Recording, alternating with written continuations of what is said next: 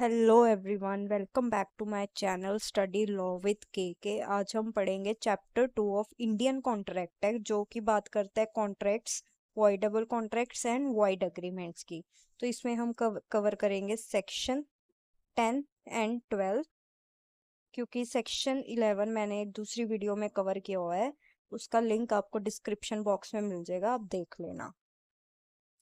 तो पहले हम पढ़ेंगे what agreements are contract.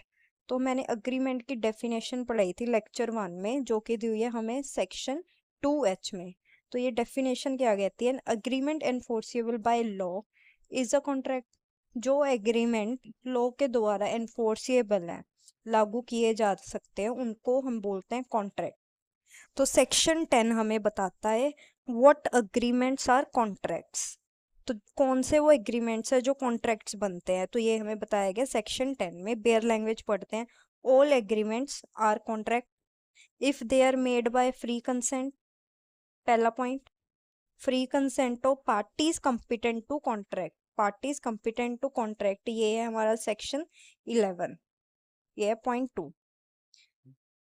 For a lawful consideration, जो कंसिडरेशन होना चाहिए कॉन्ट्रैक्ट में वो लॉफुल होना चाहिए।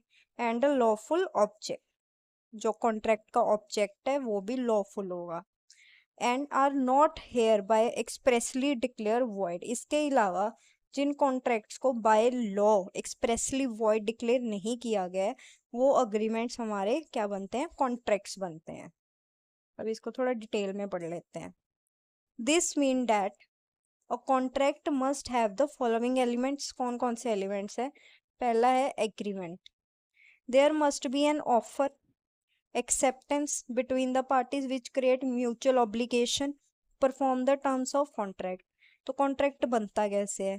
कॉन्ट्रैक्ट बनता है अग्रीमेंट से। और अग्रीमेंट कैसे बनता है? Offer plus acceptance equal to agreement. Agreement plus enforceable by law become contract. तो एक अग्रीमेंट होना चाहिए पार्टीज में, जो कि लॉफुल होना चाहिए। एक पार्टी ऑफर देगी, प्रपोजल भेजेगी दूसरी पार्टी को, दूसरी पार्टी उसको एक्सेप्ट करेगी। दोनों के म्यूचुअल ऑब्लिगेशंस होंगे टू परफॉर्म देयर ड्यूटीज, तो वो बन जाएगा कॉन्ट्रैक्ट। दूसरा पॉइंट है हमारा free consent.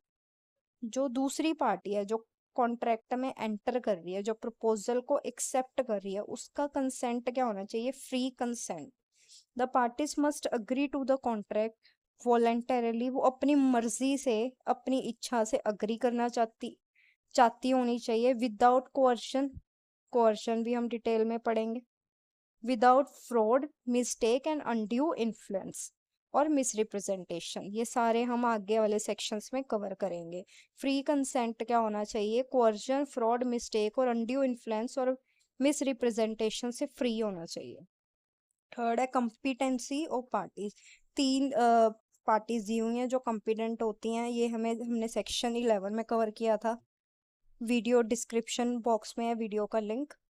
The parties must be capable of entering into a contract, that is they must be of sound mind. Sound mind की होनी चाहिए, मेंटल कैपेसिटी होनी चाहिए उनकी।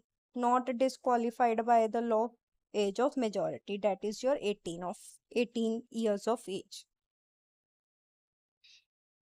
नेक्स्ट है लॉफुल कंसिडरेशन। जो कंसिडरेशन होना चाहिए वो लॉफुल होना चाहिए।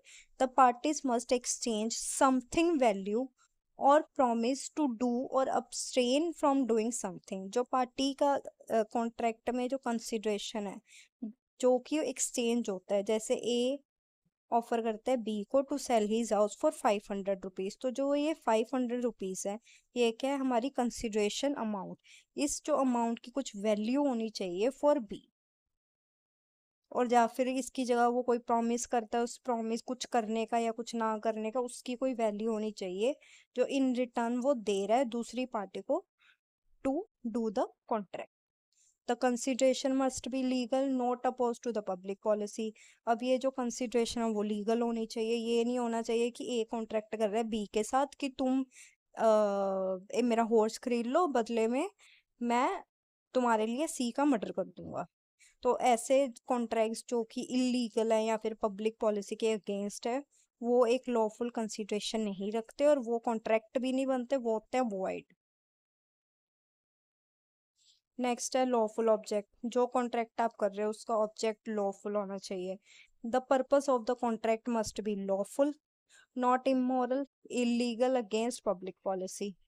अगेन वही, जो ऑब्जेक्ट है वो लॉफुल होना चाहिए, आपका जो कॉन्ट्रैक्ट है वो लॉफुल होना चाहिए, उसमें ये ना हो कि आप इलीगल या इमोरल या फिर पब्लिक पॉलिसी के अगेंस्ट कोई काम कर रहे हो। जैसे आप ए बी को बोल रहा है कि I will give you this much amount, तू जाके दंगे कर दे, तो ये क्या पब्लिक पॉलिसी के अगेंस्ट है, इलीगल है, तो ऐसे कॉन्ट्रैक्ट्स एनफोर्सिएबल नहीं होते।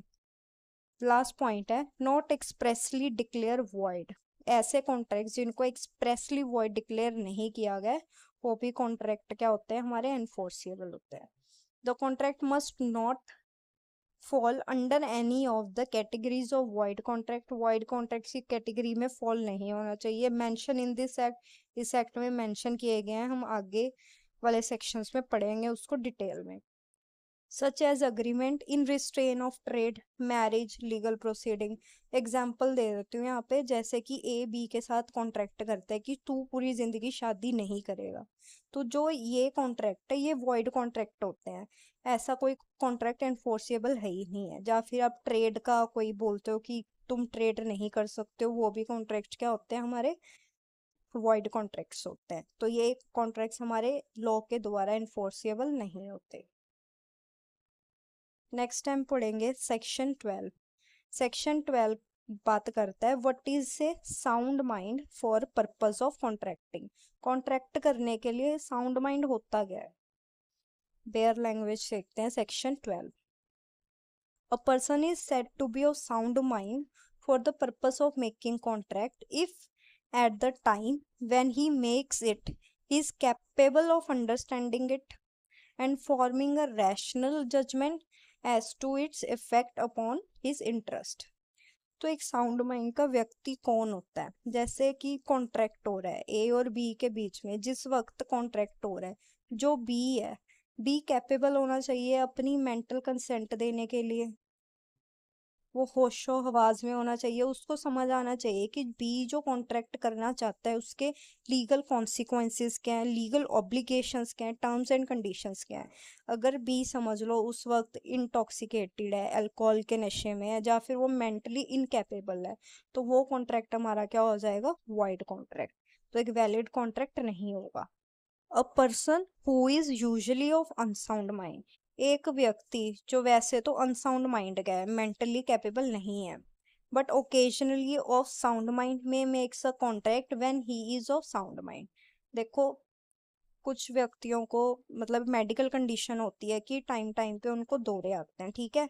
अब समझ लो बी है, बी को दौरे पड़ते हैं, वो मेंटली इनकैपेबल हो जाता है शाम के टाइम, ठीक है।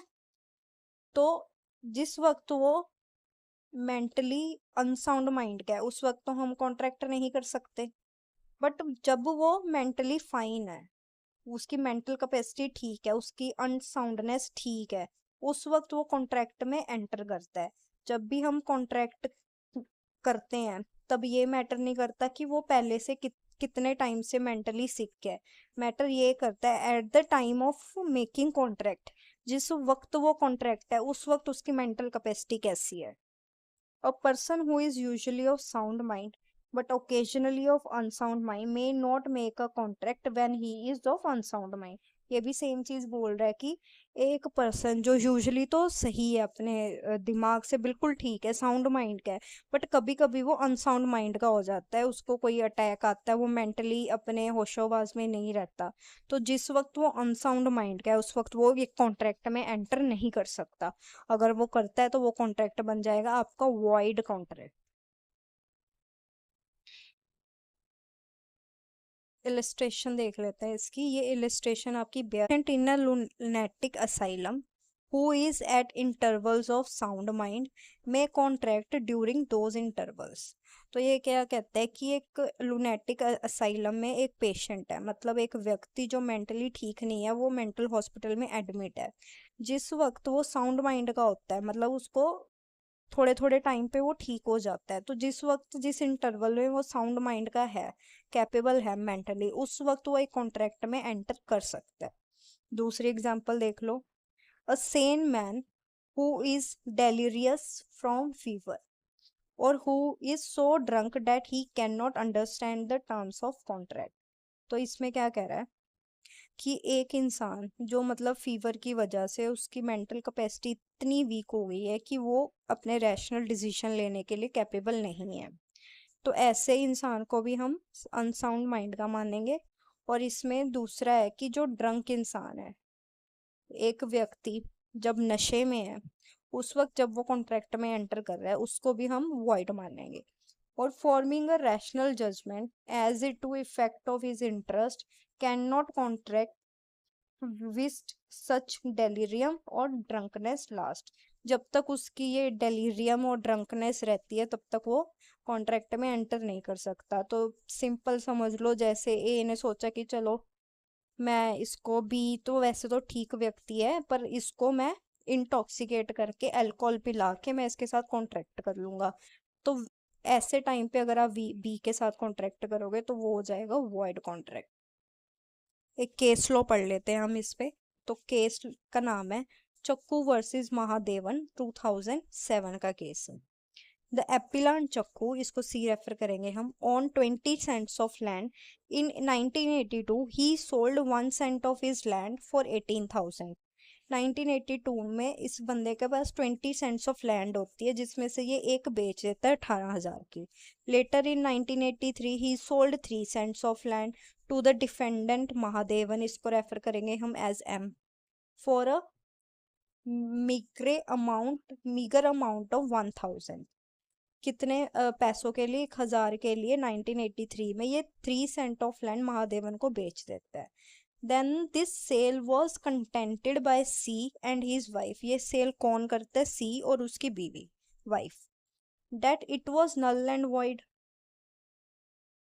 on the grounds it being fraud, as the defendant M had got C under the influence of alcohol when the sale deed was executed। तो इस केस में कोर्ट क्या कहती है कि ये सेल डीड जब एग्जीक्यूट करवा रहे थे, जब ये सेल उसके साथ हो रही थी, तब जो महादेवन है, डिफेंडेंट है, उसने सी को अल्कोहल के इन्फ्लुएंस में उसके साथ कॉन्ट्रैक्ट किया था।